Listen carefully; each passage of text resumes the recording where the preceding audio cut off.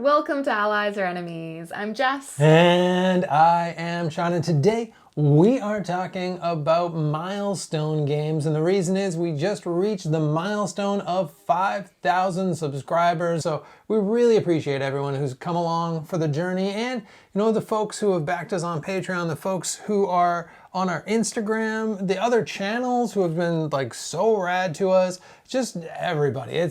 We thought we'd have like 10 people watching. We thought it would be like our parents and they would just say they were watching, but really just kind of have it on in the background. But it's been way more than just our parents, and our parents thank you as well. Yeah, I was gonna say your dad does watch like all our videos. Yeah, he does. Yeah, thank you so much for watching. And it's been great just meeting people too. This channel has given us a chance to meet people who watch, to meet other channels. And we love the hobby. So it's been so nice to be even more immersed in it. So for our milestones, we picked games that influenced our board game interest, I'd say. And our first one is the first kind of proper board game that got us into the hobby. Now, this is going to be different because we didn't know each other yet. And what was your first game? Yeah, so it feels weird to like delineate hobby and non-hobby games, because I'm not throwing any shade at fantastic games like Careers or Cluedo. I played a ton of that. You can tell how long I've been here now that I add the dough to the end of Clue.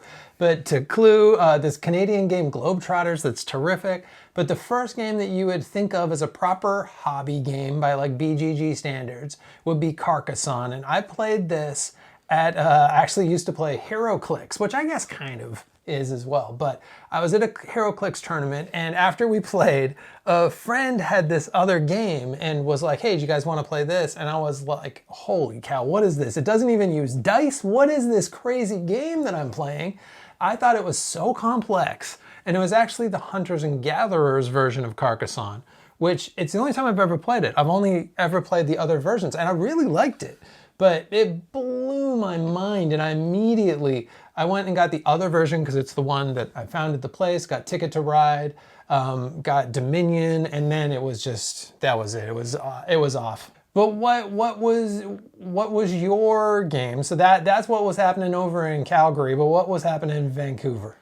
Well, like you, I played a bunch of non-hobby type games growing up. For me, it was crib, tons of crib.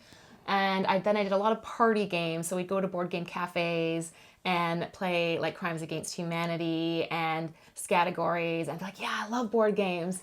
But I think the like proper hobby game was Betrayal and House on the Hill, because I played that and I was just like, what is this? It seemed so amazing to have these different scenarios and to like be playing one game and having it switch halfway through. And then from that game, I began looking into like what other games were there that hadn't even been on my radar before. I think that's such an important thing to remember too, is that sometimes as you get really deep into the hobby, you can get like, oh, Ticket to Ride, oh, like because they feel like they're just a little light now or whatever. But you got to remember that people who haven't played those games, they play those games and it's like they found like a magic window into like this other world. It's like they found Narnia all of a sudden in this box of games. Yeah, no, absolutely. I mean, we still play Carcassonne all of the time. All the time, yeah. Betrayal and House on the Hill, not so much. One of us likes that more than the other one, that's for sure. So the first game we played together is DC Deck Builder, because you owned it, and so I think you obviously would have been the one to suggest it, and I loved it, and we played it constantly. I don't think you had a lot of games with you in Vancouver, because it was our go-to game to play. And it is in the most destroyed, beaten up box now. So I've got DC Deck Builder, traveled with us to New Zealand, traveled with us to here. It's been all around the world with us. And it's also got Machi Koro. I thought I was a genius. I threw away the boxes. I can't believe I did this. But I took out Machi Koro. I took out a bunch of the other expansions for DC. There's some other game in there too. And I smushed them all into this box. I made these dividers out of a cardboard box. The whole thing is like a Frankenstein travesty. But it was great for traveling, and we still got that, and we still pull it out on occasion. It has definitely gone down the ladder in terms of like how often we pull it out, but it is still in our collection, and I still enjoy it. I really like deck builders, and I think that one still holds up too. And then another milestone is the first game we bought together. And so this was once we decided to purchase a game together. That's a big thing, right? Yeah. We were already living together, but really the big step is that we bought a game together. Yeah.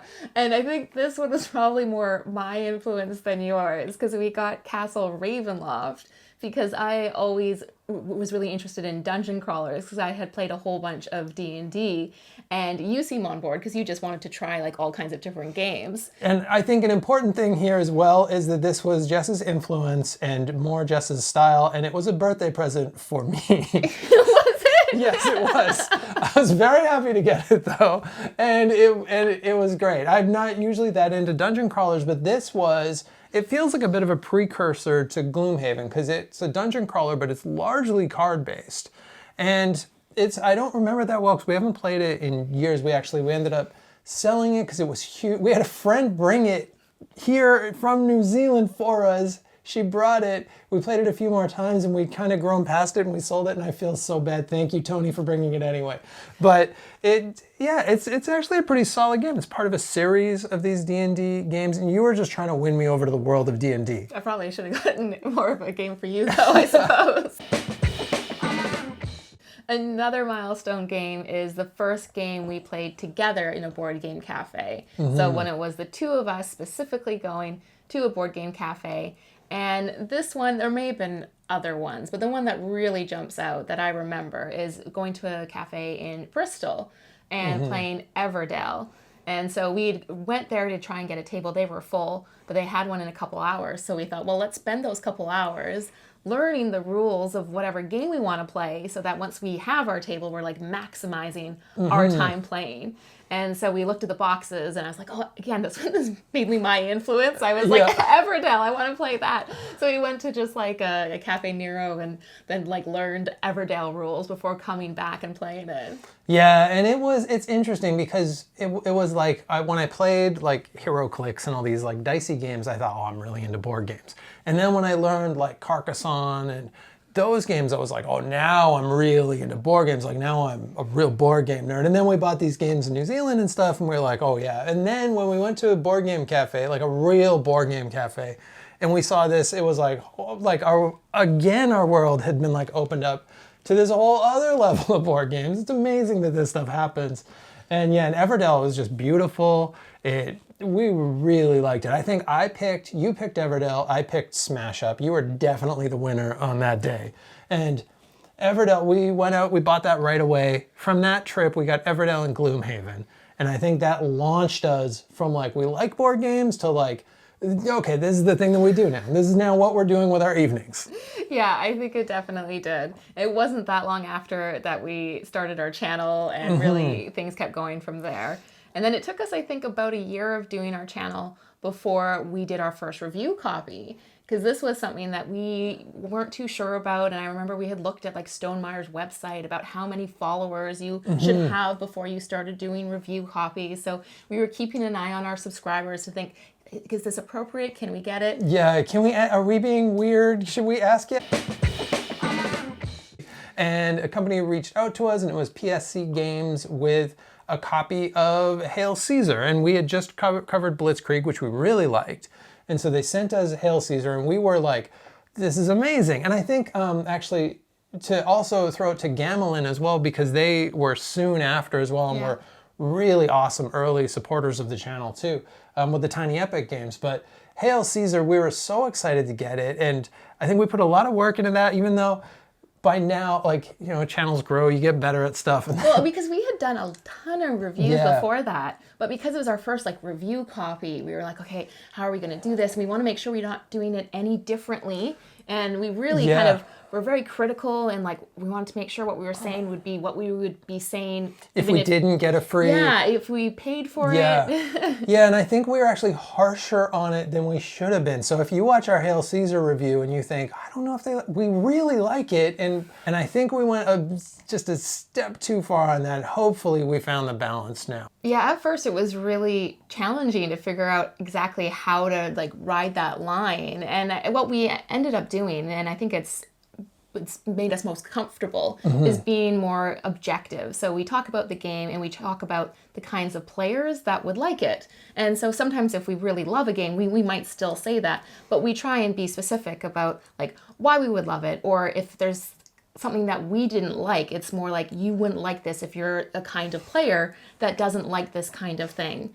We don't want to crap on a game just because it's not necessarily our cup of tea, because it could be, there are tremendous games that are not specifically for us. But if you like that kind of game, we want to make sure we're not steering you away from it just because we're weirdos. Yeah, I mean, everyone has completely different tastes.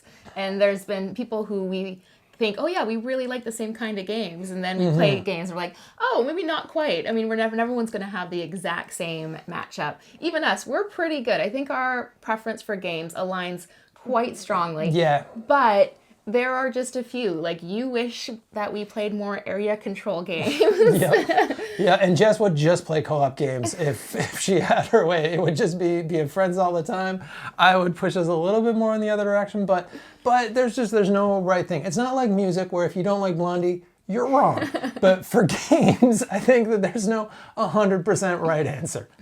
But those were just 5 milestones that we thought kind of shaped our interest in games and led to our channel here. We just wanted to do a big thank you so much, because reaching 5,000, that's huge. We never thought we would get this much when we first started. And that is it, to put it out the way we usually do. Thank you so much for watching this. Thank you so much for watching, I don't know, our 100 and whatever videos. If you watched all of them, that's just stop, that's too much. But thank you so much for watching all of them. I should say thanks, Dad, but thank you everybody who's been along for the journey. And as always, please like, subscribe, and hopefully we'll see you next time for another game.